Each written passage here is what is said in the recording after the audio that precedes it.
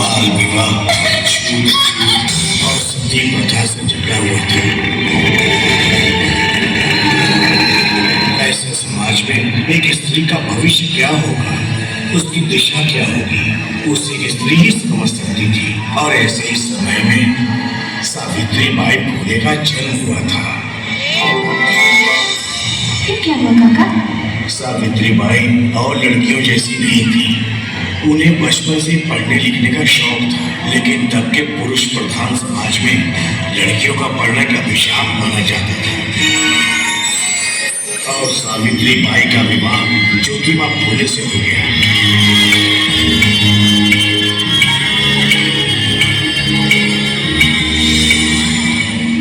Savitri by के मन में जो पढ़ने लिखने की इच्छा थी, उसे ज्योतिबा बहुत अच्छे से जानते थे।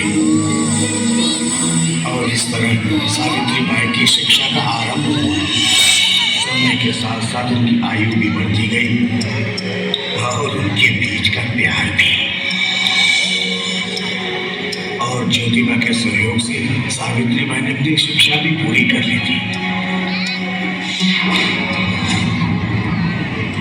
लेकिन समाज में महिलाओं की दुर्दशा उस वक्त भी नहीं बदली थी। क्या हुआ? आप इतने परेशान क्यों हैं? सावित्री, कितनी अजीब बात है। हम अपने आंगन को तो साफ देखना पसंद करते हैं, पर हमारे समाज को नहीं। पानी तब तक स्वच्छ रहता है जब तक वो बहता नहीं। इसी तरह समय के साथ साथ हमारे विचार, हमारा समाज आगे नहीं बढ़ा तो हम पिछड़ जाएंगे, मलिन ही रह जाएंगे। क्या समस्या है जो आपको इतना विचलित कर रही है? स्त्रियों की दुर्दशा। स्त्रियों की दुर्दशा मुझसे देखी नहीं जा रही, और उस दुर्दशा का एक ही निराकरण है, विद्या प्राप्ति। सावित्री, मैंने तुम्हें शिक्षा देकर एक दिए को जलाया। क्या हम उस एक दिए से 1000 दिए नहीं जला पाएंगे? मैं स्वयं स्त्रियों को जाकर पढ़ाऊं, ये शक्य नहीं। आप मेरे निश्चय को पूरा कर सकती हैं? आपका प्रेम ही मेरे लिए प्रतिबद्धता है। सोच लो, रास्ता बहुत कठिन है। अगर आपका साथ रहा तो नहीं लगेगा। अंधकार कितना भी गहरा क्यों ना हो, उजाला होता ही है। सावित्री बाई फुले ने अपने पति ज्योतिबा के साथ मिलकर देश में महिला शिक्षा की नींव रखी थी। और वो देश की पहली महिला अध्यापिका बन गई थी। और उन्होंने गांव में घर घर जाकर शिक्षा के लिए आमंत्रित किया। काका, मैं आपके बच्चे को शिक्षित करना चाहती हूँ। क्या आप नहीं चाहते कि आपकी बेटियां भी पढ़ें लिखें, वो भी कुछ बने? क्या आप चाहते हैं कि वो भी वो सब भुगतें जो आप लोगों ने भुगता है? आपकी बच्चियों का भी शिक्षा का उतना ही अधिकार है जितना कि बेटों का। आप मेरा भरोसा कीजिए, मेरा विश्वास कीजिए। नहीं करना आपको भरोसा, हमारी मम्मियों को नहीं पढ़ाना आपको। उनके इस कदम का बहुत लोगों ने विरोध किया और कई लोगों ने उनका समर्थन भी किया। क्या बात है पंडित जी? बहुत शांत लग रहा है और शांत रहना पसंद नहीं। बोलो क्या बात है? समस्या है महाराज। क्या समस्या है?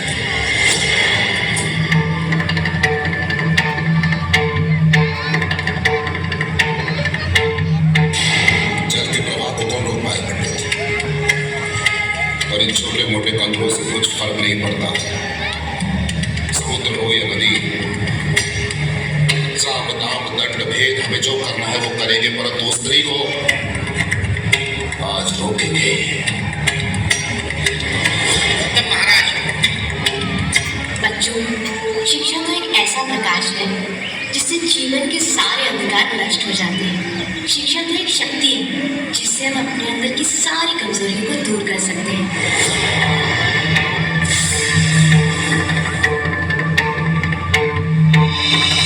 विद्या सबका अधिकार है। विद्या के लिए कोई ऊंच नीच छूट अछूत कुछ नहीं होता।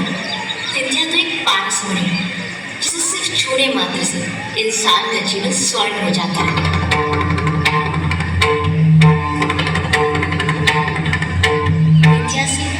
इंसान सिर्फ स्वयं का ही नहीं बल्कि पूरे समाज का उद्धार कर सकता है। समझे मेरी बात?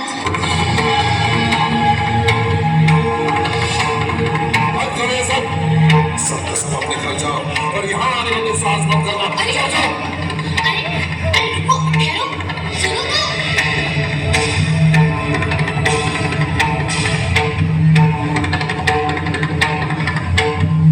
जाओ इतना अंतर रखना कि तुम्हारी अशुभ छाया हम तक नहीं पहुंचनी चाहिए। हमारी बराबरी करने की चेष्टा मत करो, नहीं तो हमारा एक निर्देश तुम्हें ऐसा दंड देगा कि तुम्हारी सारी निष्ठा मिट्टी में मिल जाएगी। हम स्वयं यहाँ की व्यवस्था है, हम स्वयं यहाँ के दंड है, हम स्वयं। देखो सावित्री, यदि कल तक तुमने अपना प्रयास बंद नहीं किया तो कल के सूर्यास्त तक तुम सदा सदा के लिए अस्त हो जाओगे। एक सावित्री के अस्त होने से मेरा निश्चय अस्त नहीं होगा महाराज। लोगों को शिक्षित करना कोई अपराध तो नहीं। अरे हमारे शास्त्रों का विरोध करना ही सबसे बड़ा अपराध है। किसी भी शास्त्र में ये तो नहीं लिखा कि शिक्षा प्राप्ति अपराध है। तो तुम अभी हमें ज्ञान दोगी सावित्री, हमें ज्ञान दोगी तो? नहीं, मैं सिर्फ अज्ञानता मिटा रही हूँ। उसका परिणाम बहुत बुरा होगा सावित्री। चिंता नहीं। अरे बहिष्कृत कर देंगे तुम्हें, दाना पानी उठ जाएगा इस गांव से, बाहर निकाल देंगे गांव से तुम्हें। तो एक नए समाज का निर्माण होगा। तो तुम हमें ललकार रही हो? नहीं महाराज, ये पुकार मेरी नहीं बल्कि आने वाले कल की आहट है। अरे तुम्हारा आने वाला कल तो और भी ज्यादा दुश्वार होगा सावित्री, याद रखना। मुझे कल की नहीं काल की चिंता है। अरे हम स्वयं काल है, हम महाकाल है। तो ठीक है, अब आप ही मेरा काल निश्चित कीजिए कि आने वाले कल को आप दुश्वार करते हैं या आने वाला कल आपको दुरुस्त करता है। आज्ञा दीजिए महाराज।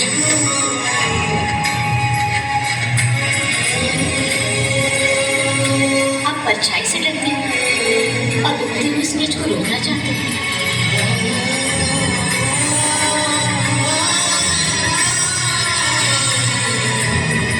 सावित्री बाई के इरादे कमजोर नहीं हुए थे।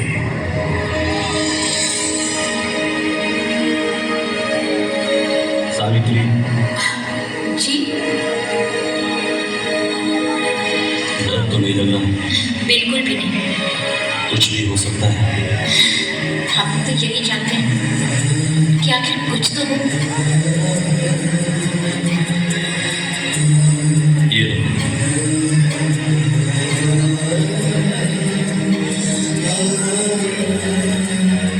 सावित्री, तुम जिस रास्ते से गुजरने वाली हो वहां तुम्हें इसकी जरूरत पड़ेगी। घर से लेकर विद्यालय तक सामाजिक कुरीतियों का कीचड़ है और उस कुरीतियों के कीचड़ से सनी हुई साड़ी को पहनकर कैसे शिक्षित करोगी अपने विद्यार्थियों को?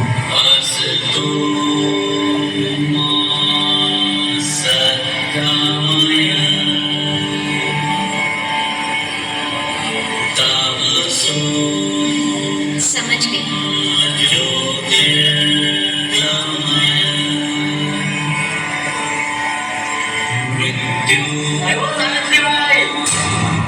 अरे कहाँ चली ऑफिस को पढ़ाने के लिए? अरे जाती रही, बहुत बड़ा पाप कर रही है बाप। ये भाई समाज के बनाए हुए नियम और रीति रिवाजों के खिलाफ सावित्री बाई ने अपने कदम बढ़ा लिए थे।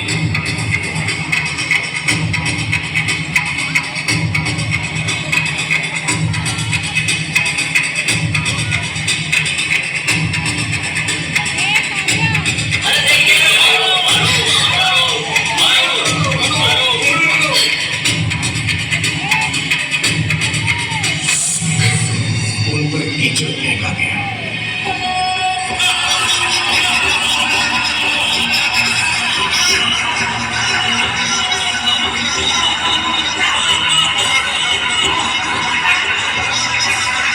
घर से लेकर विद्यालय तक सामाजिक कुरीतियों का कीचड़ है और उस कुरीतियों के कीचड़ से सनी हुई साड़ी को पहनकर कैसे शिक्षित करोगी अपने विद्यार्थियों को?